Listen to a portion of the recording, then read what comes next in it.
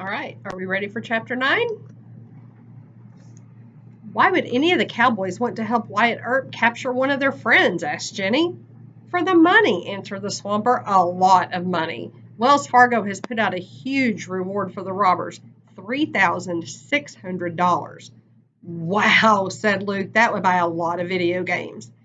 They followed the swamper behind one of the saloons. 3 figures stood in the darkness, then a 4th man appeared. Wyatt, is that you? Asked a voice. It's me, Ike. Who's that with you? It's me, Joe Hill, said one of the other men, and Frank McGlory is with us too. Don't worry about Frank and Joe, said Ike. I can vouch for both of them. All right, Clanton, let's talk, replied Wyatt. I want to make a deal with you. I want you to help me get Leonard, Head, and Crane. All you have to do is lead me to them. I'll do the rest. Ike, Clanton, and the other 2 men laughed. Then Ike spoke up. Sure, Wyatt, no problem. Why don't I just wave my magic wand? All 3 cowboys exploded in laughter again. I'm serious, Ike. Okay, Wyatt, so what if you are? That's a pretty tall order. What's in it for us? The reward money offered by Wells Fargo. You don't say, said Ike. He paused for a moment. So if the 3 of us collect the reward, then what's in it for you, Wyatt? I'd take credit for capturing them. I want the glory. I intend to run for sheriff, and if you get me Leonard, Crane, and Head, I'll win for certain. Like I said, all you have to do is lead me to the outlaws. You collect the reward money. And I promise that I won't tell anyone how I got the information. Ike, Frank, and Joe started whispering among themselves, but Luke and Jenny could not make out what they were saying. Ike spoke up.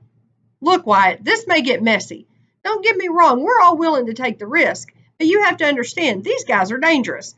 They're not just going to surrender. In fact, I doubt they can be taken alive. Will the reward be paid if they're dead?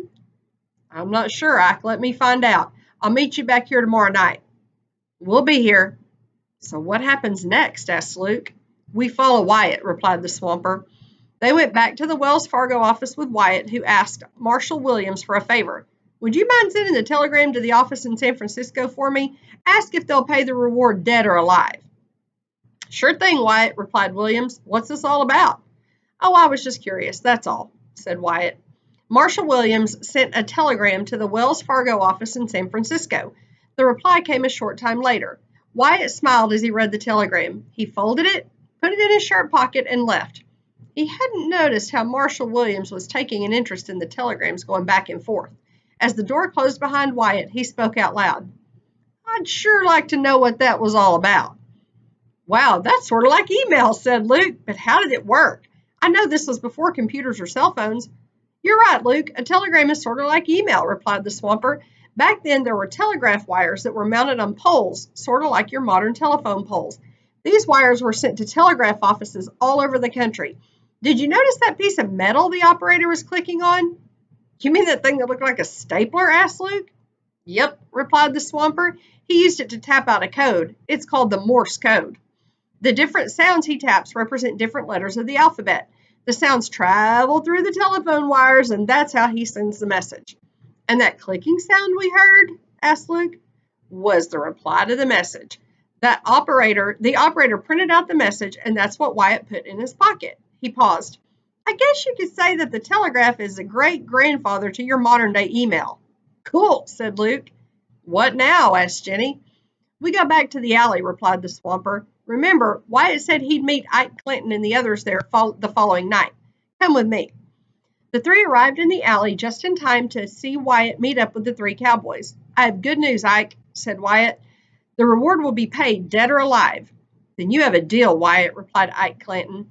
As Wyatt walked away, they heard Ike Clinton talking to the 2 other cowboys. You know, I think there's more to this than meets the eye. I just can't help wondering if Wyatt also wants these guys because Billy Leonard is friends with Doc Holliday, and the whole thing just doesn't look good for the Earps. As the cowboys left, Luke and Jenny asked the swamper if the deal worked out. Did the cowboys lead Wyatt to the outlaws? Was he able to capture them? Nope, said the swamper. The whole thing went sour. Joe Hill thought he knew where the robbers were, but by the time he got there, he discovered 2 of them were already dead. Turns out they weren't the only ones after the reward money. And if that wasn't bad enough, Marshall Williams' curiosity got the better of him. A short time later, he approached Ike Clinton and said he knew about the secret deal between him and Wyatt. But Wyatt never told anyone, exclaimed Luke. I know, replied the swamper. It was just a lucky guess on Marshall Williams's part. But Ike Clinton took a big chance in making this deal with Wyatt. He really was trying to do the right thing, even if it was for the wrong reasons. You mean he should have been willing to help Wyatt catch the bad guys just because of what they did, not because of the reward money, said Jenny. That's right, said the swamper. But if the other cowboys like Johnny Ringo or Curly Bill knew what Ike and his buddies were up to, they'd have killed them. So we still have to give Ike and the others credit for being willing to take the risk. Ike Clinton thought Wyatt had betrayed him, and now he was angry and scared. Not only was he afraid the other cowboys would find out, he was worried about Doc Holliday, too. He worried about what would happen to him if Doc were to find out that he was willing to help in planning the killing of his friend Billy Leonard. Sounds like Marshall Williams stirred up a lot of trouble, said Jenny, even if he didn't mean to. Indeed he did, said the swamper. And you're right, Jenny. He may not have meant to, but he did nonetheless. You know, trust is a funny thing. It can take a long time to build, and it can easily be broken. But Wyatt didn't do anything wrong, said Luke. I know that, replied the swamper, and you know that. But Wyatt can't prove that he didn't. That's why you should never stick your nose into other people's business or meddle into their personal affairs. Nothing good ever comes of it, and Marshall Williams's actions will end up costing other people their lives. Luke and Jenny listened to the swamper's words and thought about what he had to say as they walked the streets of Old Tombstone.